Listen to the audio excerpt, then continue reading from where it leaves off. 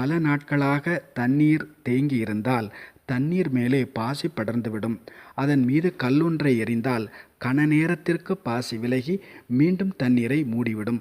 தொடர்ந்து கல்லை எறிந்து கொண்டே இருந்தால் மட்டுமே பாசி நிரந்தரமாக விலகிச் செல்ல ஆரம்பிக்கும். கன நேரம் கல்லெறிவதை நிறுத்திவிட்டால் பாசி மீண்டும் தண்ணீரை மூடிவிடும்.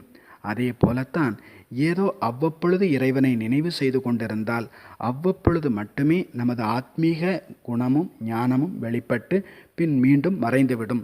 தொடர்ந்து குளத்தில் கல்லெறிவது போல சதா சர்வ காலமும் இடையறாது இறைவனை நினைவு செய்தால் மட்டுமே நமது அறியாமை திரை நீங்கும்.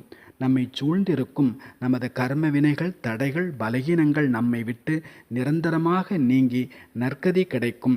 நமது உண்மை இயல்பான அன்பும் அமைதியும் சதா வெளிப்பட்டு வாழ்வின் உண்மை பொருளை கண்டுணர முடியும்.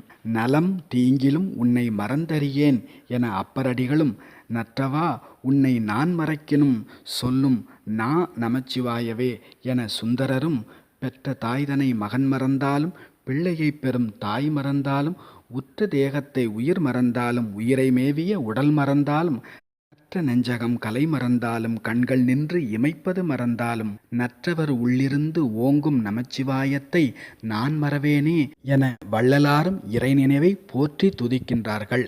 அத்தகைய இறை நினைவில் நாமும் சதா மூழ்கி கரைந்து கலந்திருப்போம்.